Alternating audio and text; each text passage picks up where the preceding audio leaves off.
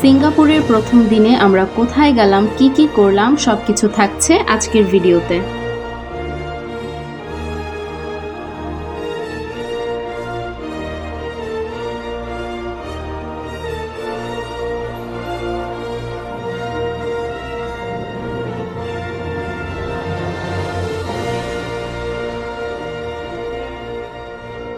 ঢাকা থেকে সিঙ্গাপুর যাওয়ার পরে আমরা হোটেলে চেক ইন করে নিলাম।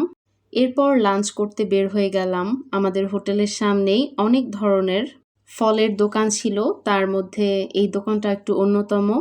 যখন ভিডিও করছি তখন একজন সেলসম্যান আমাকে হাই দিচ্ছিল দূর থেকে। সিঙ্গাপুরের প্রথম ভিডিওতেই আমি বলেছিলাম যে আমি সিঙ্গাপুরে গিয়ে মোস্তফা সেন্টারের সামনেই ছিলাম। মোস্তফা সেন্টারের ঠিক অপোজিটে ছিলাম আমি হোটেল আরিয়ানাতে। এখন আমরা যাচ্ছি লাঞ্চ করতে। লাঞ্চ শেষ করে আমরা মূলত আজকে বের হব গার্ডেন্স বাই দ্য বের উদ্দেশ্যে। আমাদের হোটেল থেকে এটা একটু দূরে, তাই চিন্তা করেছি একবারে লাঞ্চ করে আমরা মেট্রো স্টেশন দিয়ে চলে যাব। এরপর আমরা এসেছি খুব সুন্দর একটা জায়গায়। এখানে আসার পরে মেরিনা বের পিছের অংশটা দেখতে পাচ্ছিলাম। হাঁটতে হাঁটতে কিছুক্ষণ সামনে গিয়ে দেখলাম বিশাল বড় টাইটানিকের মতো একটা জাহাজ এখানে। এটা এত বড় ছিল যে অনেক দূরে থেকে এই ভিডিওর ক্লিপটা নিতে হয়েছে।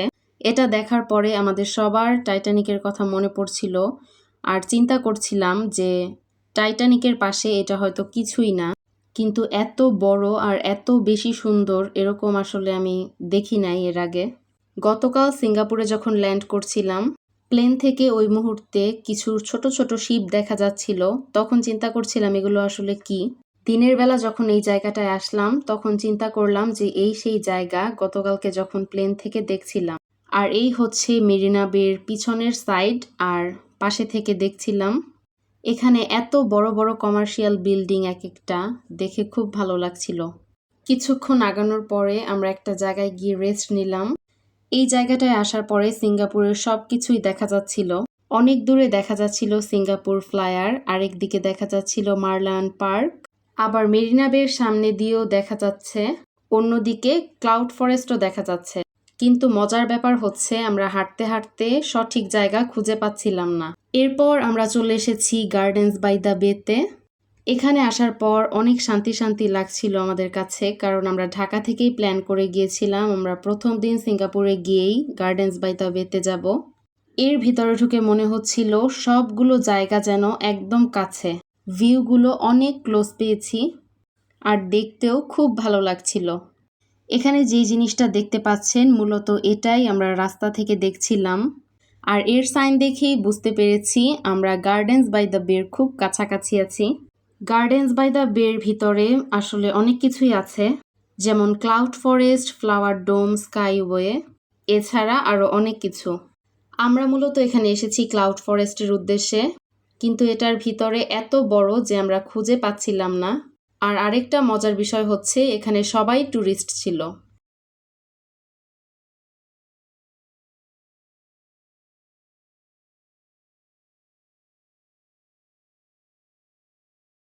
অনেকক্ষণ হাঁটাহাঁটির পর আমরা কিছুক্ষণ বসলাম আর দুইটা কোকোনাট নিয়ে নিলাম। একজন ভদ্রমহিলা এসে আমাকে আর আমার বোনকে বলছিল, আপনারা কি এখানে লোকাল?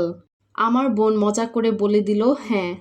যাই হোক, হাঁটতে হাঁটতে আমরা ক্লাউড ফরেস্টের দেখা পেলাম।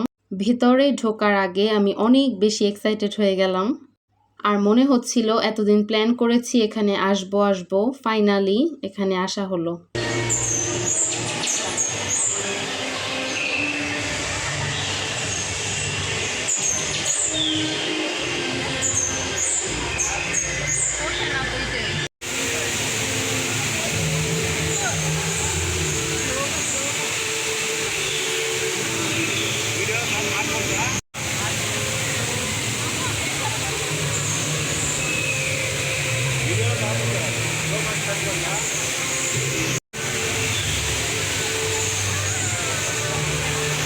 এখানে যে সাউন্ডটা শুনতে পেয়েছেন এটা একেবারেই ওখানে সারাক্ষণ এই সাউন্ডটা হতে থাকে।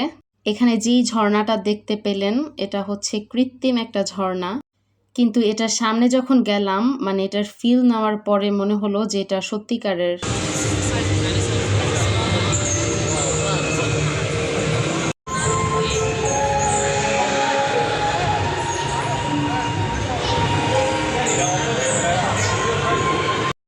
উপরে যে জায়গাটা দেখতে পাচ্ছেন ওখানে এখন আমরা যাব।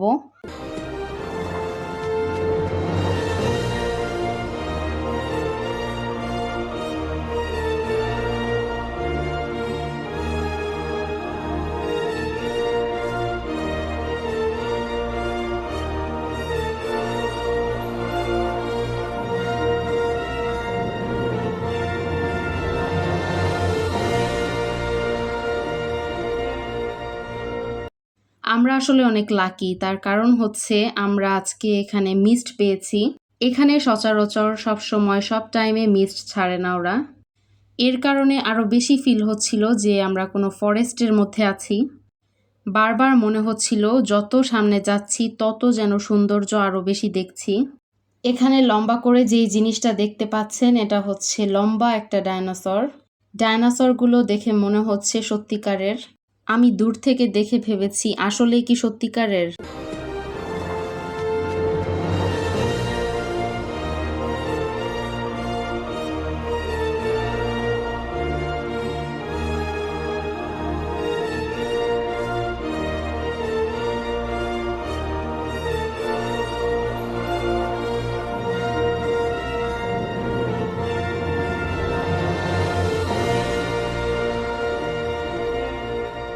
উপরে যত উঠছি দেখলাম যে উপরে অনেক মানুষ আছে, আর এখানে নানান ধরনের কৃত্রিম ফুল রাখা হয়েছে। এই ফুলের সামনে আমরা বেশ কয়েকটা ছবি তুলে নিলাম। উপরে ওঠার পর আরও সুন্দরভাবে দেখা মিলল মেরিনা বের। এটা দেখে আমার কাছে মনে হচ্ছিল এটা একটা রকেট। আমি এখন যেখানে দাঁড়ানো এখান দিয়েই মূলত ঝর্ণার পানিটা পড়ে। আরেক পাশে দেখছি নানান ধরনের কয়েন ফালানো পানির মধ্যে। হয়তোবা এখানে ওদের কারো মানত আছে এরকম কিছু।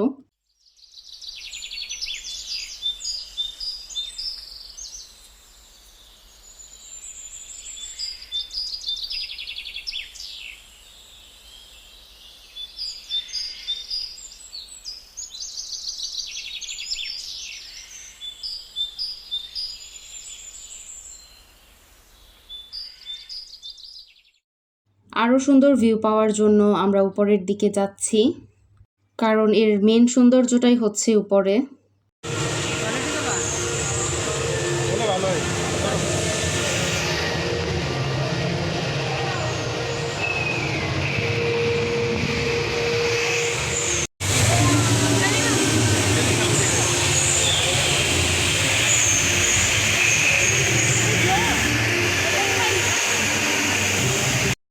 এরপর আমরা একটা রুমের মধ্যে ঢুকলাম। ঢুকে দেখি এখানে সব বাচ্চারা খেলা করছে। এখানে ঢোকার পর আমার নিজের কাছে নিজেকে মনে হচ্ছিল আমিও বাচ্চা, কারণ বাচ্চাদের সাথে এখানে ওদের বাবা মারাও ঢুকেছে। এখানে 3D টাইপের কিছু একটা দেখাচ্ছে, আর ফ্লোরের মধ্যেও একটা ইফেক্ট ফালাচ্ছে, যেটা দেখে সবাই অনেক মজা পাচ্ছিল।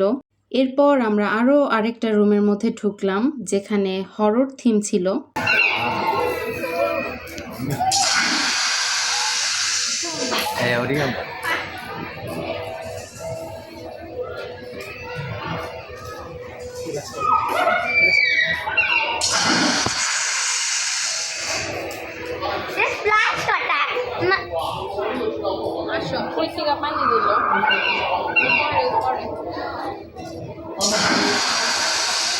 এটা দেখে আমরা অনেক মজা পেয়েছি, আর যারা বাচ্চা তারা একটু ভয় পেয়েছে। এরপর আমরা আরেকটা রুমে যাচ্ছি যেখানে ডায়নোসরদের দেখা যাবে। আসলে এতগুলো জায়গায় ওরা আলাদা আলাদা করে সবকিছু সেট করেছে, এই জিনিসটা অনেক ভালো লেগেছে। এই যে দেখেন, এটা দেখে কে বলবে এটা ফেক কোনো কিছু। এখন আমরা জুরাসিক ওয়ার্ল্ডে এসেছি। এখানে এসে দেখি একটা মুভি দেখাচ্ছে, সবাই অনেক এক্সাইটেড হয়ে দেখছে এটা, কিন্তু আমার কাছে এতটা ভালো না লাগায় বের হয়ে গেলাম। আর আরেকটা কথা হচ্ছে সন্ধ্যা হয়ে যাচ্ছিল, কারণ সন্ধ্যাবেলাটা ক্লোজ করে দিবে। তাই লাস্ট আমরা সিক্রেট গার্ডেনের ওয়ে আউট দিয়ে বের হচ্ছিলাম, আর বারবার মনে হচ্ছিল ইস আরেকটু যদি থাকতে পারতাম। কেন জানি বের হতে মন চাচ্ছিল না। বের হওয়ার জায়গাটা এখানে দেখে মনে হচ্ছে আরও বেশি সুন্দর এটা, কারণ এখানেও কৃত্রিম একটা ঝর্ণা সেট করে রেখেছে। সিঙ্গাপুরের 3য় এপিসোড দেখতে হলে সবাই অবশ্যই আমার ইউটিউব চ্যানেলে চোখ রাখবেন।